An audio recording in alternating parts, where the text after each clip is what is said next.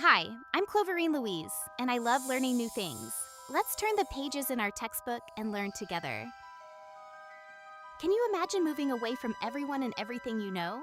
Can you imagine what it would be like to move to a new place without friends, a home, or any connections? Today, we'll be learning about the Great Migration and how 6 million left the rural South and moved to urban Northeast, Midwest, and Western cities. Between 1910 and 1970, African Americans left the South in search of better opportunities away from Southern Jim Crow. But what were these opportunities? In the United States, Black people were restricted to restrictive job industries, including sharecropping, convict lease labor, domestic work, and work in small-scale factories. So, let's explore the sharecropping and convict lease labor systems. After slavery, many freed people worked on the same plantations where they had been enslaved. In contrast, others found work on other plantations. And it is important to note that many freed people sought to find family members who had been sold away by slave owners during slavery. After Reconstruction, white Southerners began to corrupt the political system because they were angry that freedmen could vote and had voted many Black politicians into power throughout the South. The lack of federal protections with the Compromise of 1877 and President Andrew Johnson's disinterest in supporting freed people, white Southerners created obstacles to prevent freed people from voting. President Johnson ordered that all Southern lands under federal control or occupation be returned to the very slave owners who had betrayed the Union. This included voting polls, violence, harassment, and death. In addition to restricting their right to vote, white officials ensured that most Black people would work in underpaid industries to support rebuilding and sustaining the Southern economy, just like slavery, but under a different name, or names. This is where sharecropping, peonage, and convict leasing come into play. The sharecropping system heavily entrapped freed people in debt to former slave owners who owned the land they worked on. Sharecropping is a legal arrangement in which landowners allow tenants, or sharecroppers, to use and farm their land in return for a share of the crops produced. In addition to giving up a portion of their crops, sharecroppers, who were newly freed enslaved people, bought tools and other supplies from the landowner, further entrapping them in debt. This became known as the crop lien system, where the sharecropper or farmer would be extended a credit for the seeds and other supplies, allowing the landowner or white merchants to be paid first. The sharecropper paid last, and interest was added to their debt.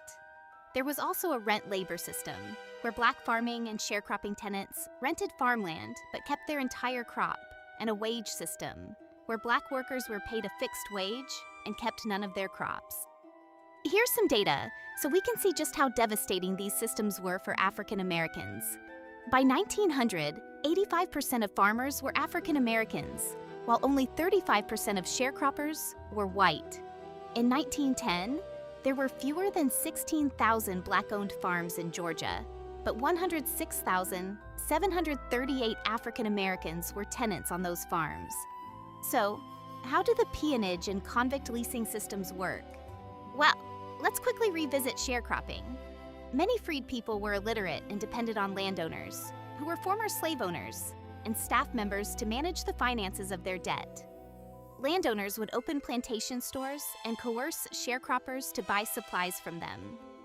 As we explained with the credit line system, this only keeps the sharecropper in debt. And with landowners and staff purposely miscalculating crop profits, it keeps sharecroppers in debt and presents them as cheap laborers. As Southern states continued to uphold Black Codes laws, white Southerners would view homeless or unemployed African Americans as vagrants, who by law could be arrested and fined for violating vagrancy laws. As a result, African Americans arrested had to repay the fine through labor, under the convict lease program, to a private employer. These employers were major industrial companies, coal mines, lumber camps, brickyards, quarries, farm plantations, and rail companies. Additionally, white officials would lease Black prisoners to small white business owners in towns, forcing them to work as laborers, helping whites build their businesses and rebuild the South after the Civil War. So, how did this happen? Were freed people not citizens and protected under the Constitution? The 13th Amendment prohibited involuntary servitude, including through peonage methods. But this did not apply to convicted criminals. Congress passed various laws to protect the constitutional rights of Black Americans. But remember, Black politicians who had filled the legislature were eventually voted out, and President Andrew Johnson did not personally or politically want to support Black people who had been enslaved for centuries and continued to be enslaved under a different name and subjected to injustice after the Civil War. As a result, white officials passed laws federally and on the state level to imprison and indebt African Americans to justify subjecting them to racial and economic inequality.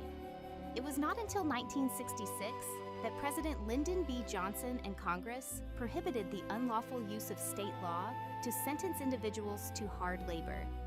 As a result, this created generational poverty and servitude to white landowners and industry owners. As Southern whites continued in their efforts to re-establish their authority over Black people, widespread lynching became common in the South and present in other areas of the United States. White people used lynching as one method to remind Black people of the caste system to keep them in their place in society, which was not organically sound, but forced by white male Southerners who wanted to maintain control over African Americans and other people of color who had not adopted any level of whiteness. African Americans were lynched on false charges, even in instances when the true assailant of a crime confessed to lying.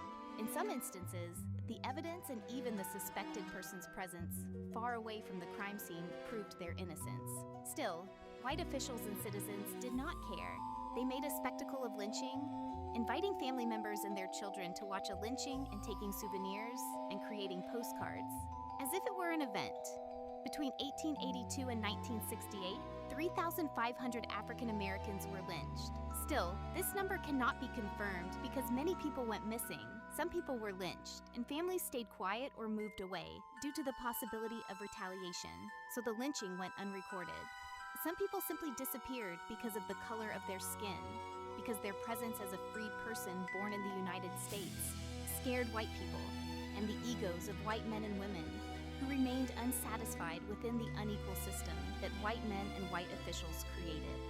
As a result of the United States' involvement in World War I, northern and midwestern industries experienced labor shortages, creating opportunities for Southern African Americans to leave the South to fill those jobs.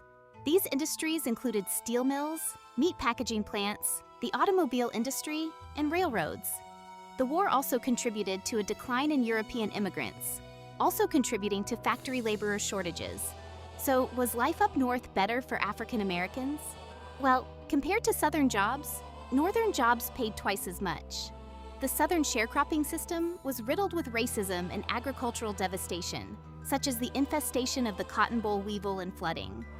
Before 1910, every U.S. Census record showed that more than 90% of African Americans lived in the South, and they were beginning to migrate away from the South, changing the demographic and cultural makeup of other areas throughout the United States. Many migrants went to Chicago, Detroit, Cleveland, Philadelphia, New York City, and Baltimore, leading to some of the highest population increases in the early 20th century. So why here? Why these places? And why did African Americans move in large numbers? These cities were home to many major industries, which meant jobs for migrants. Companies hired labor agents to travel to the South to recruit workers, and others placed newspaper recruitment advertisements to showcase job availability. But African Americans had been slowly moving away from the South. Following the end of the Civil War and the end of the Reconstruction era, some African Americans sought refuge against the white violence from Southern whites and white officials who resented the end of slavery.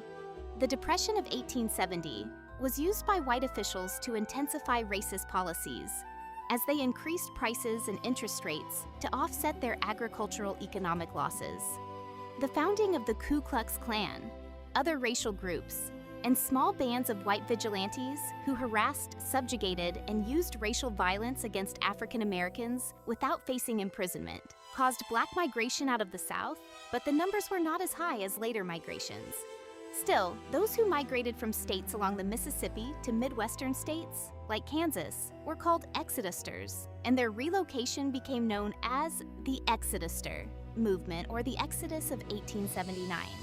Prominent figures were encouraging African Americans to leave the South in the aftermath of the Civil War and Reconstruction, including Benjamin Singleton, who was formerly enslaved in Tennessee. He'd escaped slavery in 1846, and after the war, he established black settlements in Kansas. Henry Adams was also formerly enslaved, and he was an early advocate for black voting rights and supported the notion that African Americans should migrate from the South.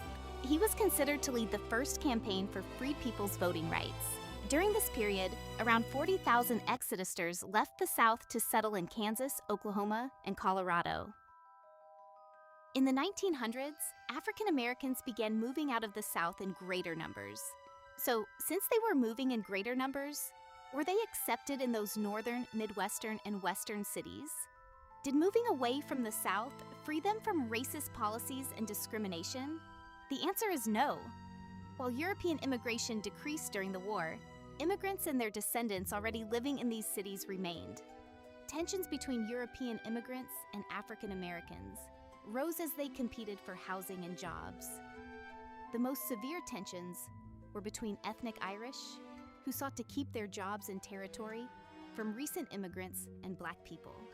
As existing European immigrants and their descendants adopted whiteness, their disdain for black people only increased. Even the American Federation of Labor advocated for racially segregated workplaces. White or European immigrant workers were violent against black migrants and workers. There were even violent protests-led and job walkouts because of the increasing support from whites and European immigrants for segregated workplaces. They even became violent as they demanded racial segregation. In 1917, the East St. Louis riot became known as one of the bloodiest workplace riots, sparked by whites who killed as many as 200 African Americans and displaced more than 6,000 of them from their homes.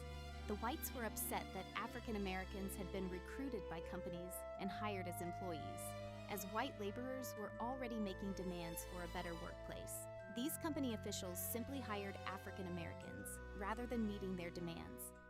Instead of taking their frustrations out on company officials, these whites took their frustrations out on African Americans, who merely minded their business as they worked and set out to make a new life away from the South, just to be targeted in new areas. In the summer and autumn of 1919, racial tensions became so violent that this period became known as the Red Summer. It was a period of bloodshed caused by white supremacists and racial riots across more than 36 cities across the United States. Some places affected by this violence include Knoxville, Tennessee, Washington, D.C., Chicago, Illinois, Omaha, Nebraska, and Elaine, Arkansas. The most violence and death occurred in Chicago, leading to an official report of race relations in Chicago entitled The Negro in Chicago, a study of race relations and race riot, published in 1922. The report explained that multiple factors led to the violent outbursts in Chicago. The main factor was that white men returning home from World War I discovered that black people had assumed their jobs, getting paid less than the whites had been before they went to war, leading whites to express their disdain through racial outbursts and violence. As a result of this white violence in Chicago, 38 people were killed, 500 were injured, more than 1,000 people were left homeless, and property damage amounted to $250,000. Despite the racist reactions, African Americans created their own communities in northern and midwestern cities, such as Bronzeville in Illinois, serving as safe havens for African Americans. Some African Americans were able to buy homes in these neighborhoods, and wages were higher than they were in the South. Still, there were housing shortages and whites were calling for segregated housing, and this was reflected in the landscape of many cities. This can be visually seen in redlining maps, used by officials to deny home loans in black neighborhoods and to African Americans, designating these neighborhoods as red or hazardous. Still, as industrial jobs offered higher wages, and African Americans occupied various roles within these industries, they faced barriers from company officials who were desperate for their labor. These company officials and white coworkers refused to promote black workers to supervisory roles. In some instances, black workers would break these barriers, but it was not in great numbers, cementing the systemic occupational discrimination in the workplace throughout the United States.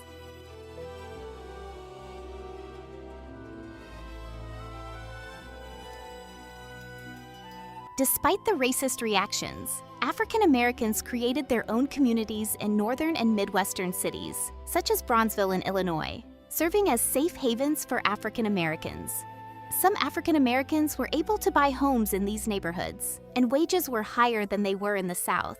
Still, there were housing shortages and whites were calling for segregated housing, and this was reflected in the landscape of many cities. This can be visually seen in redlining maps, used by officials to deny home loans in Black neighborhoods and to African Americans, designating these neighborhoods as red or hazardous. Still, as industrial jobs offered higher wages, and African Americans occupied various roles within these industries, they faced barriers from company officials who were desperate for their labor. These company officials and white coworkers refused to promote Black workers to supervisory roles. In some instances, Black workers would break these barriers, but it was not in great numbers, cementing the systemic occupational discrimination in the workplace throughout the United States. Despite these challenges, African Americans defied the odds and refused to allow systemic and de jure measures to stop them. African Americans thrived in communities such as Bronzeville and Harlem. Throughout the North, Midwest, and West, African Americans demonstrated their ability to uplift and transform communities through their work, culture, and innovation. Their drive to escape the terror of Jim Crow in the South, and their tenacity to face unknowns and blatant racism in the new areas where they moved. The Great Migration represents the exodus of 6 million African Americans from the South, individuals who dared to leave behind everything they knew to face the unknown with high hopes, overcoming obstacles to create their own communities, businesses, and support systems. Some returned to the South as new areas failed to uphold their promises, and as some in more recent generations participate in a reverse migration to the South, the impact of the Great Migration in the North, Midwest, and West is permanently embedded in the culture of these regions. The Great Migration was not just a simple move of a few individuals. It was an important decision made by 6 million African Americans who moved away from an entire region to regions that were new to them. Can you imagine answering a newspaper advertisement to move far away for a job with little to no connections? Not just for the sake of getting a job, but to escape the Southern unequal conditions that offered impunity to those violating African Americans' rights. While the North was filled with better opportunities, inequality persisted.